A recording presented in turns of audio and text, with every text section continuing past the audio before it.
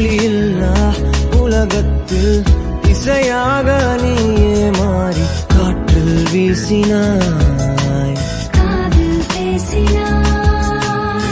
மொழியில்லா மௌனத்தில் விழியாலே வார்த்தை கோர்த்து கண்ணால் பேசினாய், கண்ணால் பேசினாய். 100 ஆண்டு உன்